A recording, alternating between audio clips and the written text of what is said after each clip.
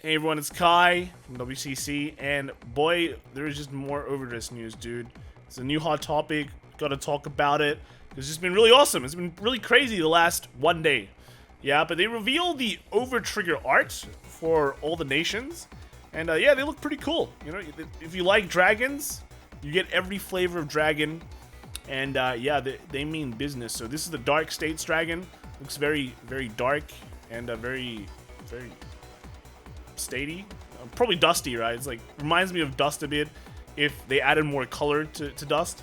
And yeah, it's like pretty dark statish, and you've got this like weird little like ring here with the world, which is like pretty cool. It's pretty cool. Yeah, I like. I don't like this one though. This 100 million, not that much there.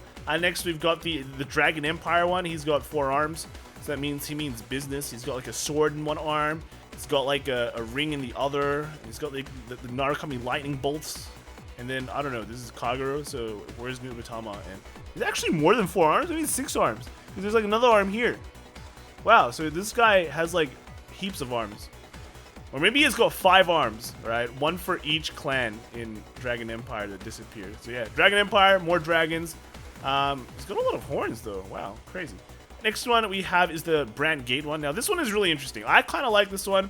It's got the Nova Grappler aesthetic, because this dragon's like reminds me of like a Luminal Dragon, but even like the Premium Collection 2020 Dragon. But you combine him with the alien aspects of something like Dimension Police.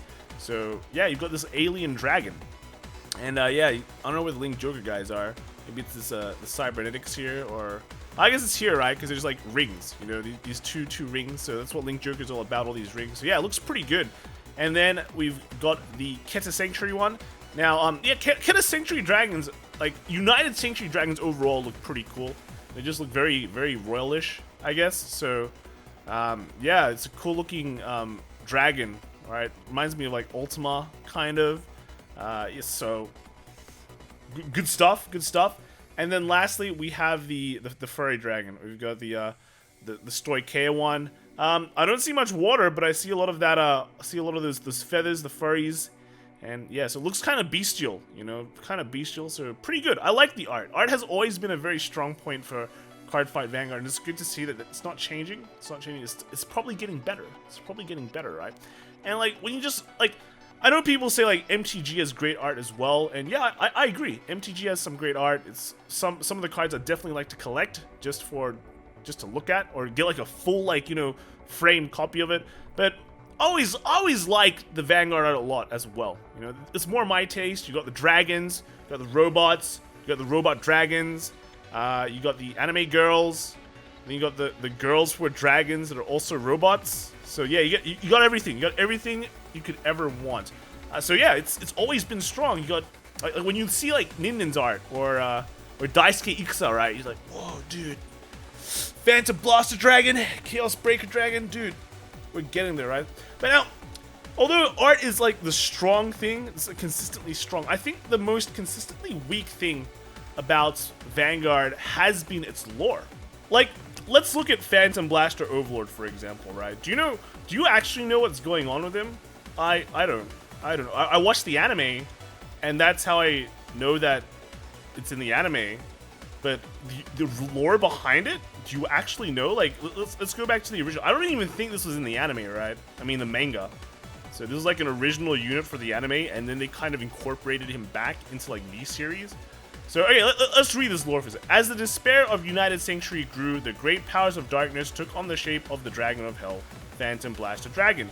Its true form is a complete mystery to all, but it was actually one of the ancient guardian dragons that had protected and watched over United Sanctuary from time immemorial. Because of this long history, it was able to see into the hearts of thousands upon tens of thousands of people. And what it saw had warped its soul. It is said that it threw himself into a deep and dark abyss that reached into the Neverworld. The Guardian's fate has now become to destroy everything that stands before it. All that remains in its heart is an unerring, ceaseless maelstrom of despair. So as far as I know, Phantom Blaster Dragon is also Thing Saver Dragon. But yeah, this is new. This is new, you know? It's crazy. I've learned something today, all right? But how much of this lore is actually relevant, right? This is nice flavor, but overall, I had to read the wiki. I had to read the wiki to find this out. I couldn't just start playing the game and go, okay, all right, this is what this card is all about, all right? So there is a big disconnect between the cards that we're playing and the overall general cray itself, right? And that has the opportunity to change. When we look at how much effort they're actually putting into this new world, right? This is a reset of this new world. There's opportunity where they can develop the lore way better and incorporate that into not just the anime, but also the overall just card game itself, and create like one of the other strong points of old Vanguard was its clan identities, and people were really happy about being part of. I'm a Kagura player. I'm a Mega Colony player, or maybe not Mega Colony player, right? So you got a lot of happiness on having this kind of identity. And sure, this identity is now changed to a nation identity. But one thing is that with 24 clans, think of how hard it was to develop lore for all of them. We found out new info. Well, I learned what Phantom Blaster Overlord is just then, right? But that's from a Shadow Paladin clan. They're a popular clan. Can you think of Mega Colony lore? Can you think of what's an Spike Brothers lore? They play football, and that's about it, right? Can you think of what's another Neo Nectar lore? What did they do? The only lore they had was the Asha lore, right? And I don't know, that was a crazy love story, and I didn't really look into it because, again, a lot of these lores are also kind of fanficky. But with how they, just with the anime itself, they got Clamp to do the illustrations, and the overall tone of this kind of reminds me of 5Ds. It was a great revival for Yu-Gi-Oh! But also, has a more, not just it's all fun and games with a slightly darker element to the story, which I kind of like. And maybe this kind of element can be applied to the lore of Cray, which we hardly know anything about. I think there was a series on the units of Cray, like Blaster Blade and all that, but that was never really portrayed or sent out to everyone globally, right? It's not like I think it's similar to watching a movie and you come out and go, I have no idea what that movie was, and then the people next to you go, oh dude, it was in the books, just read the books. And it's I shouldn't have to read the books in order to understand the world. I should be able to be involved in the world already, and it should be just out there for me to get into. So I think with the reset, they have a great opportunity to expand on the lore. And of course, these slides, this new lore, everything this could be just there to justify them resetting the game. And of course, that could be exactly what they put all this effort into. This is just for the reset, and that's it.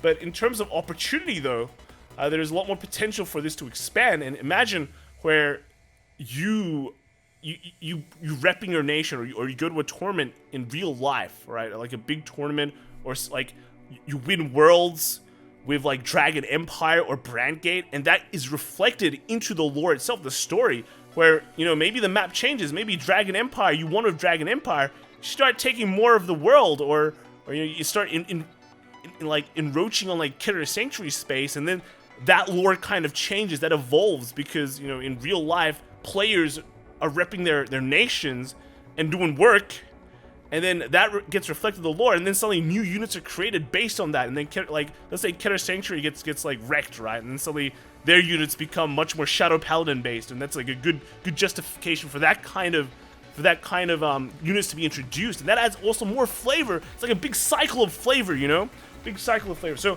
I think definitely there's a lot more opportunity for them to expand on this. Vanguard 2.0 could just mean more lore as well, which I definitely would like if it's interesting. If it's more fan fiction, then maybe not, right? But again, lore will definitely just enhance the flavor of the game. It'll make you be more interested in the nations themselves, more interested in the boss units themselves as well, right? Raging Form boys. Whenever something Raging Form comes out, more people would be interested. They're like, oh dude, I gotta join that clan. Luard comes out, dude, I gotta buy more Luard. Bermuda comes out, Giant Whale comes in, and they fly around everywhere. So it's just one of the extra things that they can do to really make people, well, at least the casual part of the game, much more accessible and interesting, So that's it from me. Let me know what you guys think about the lore of Vanguard, and I will see you guys in the next video. Bye.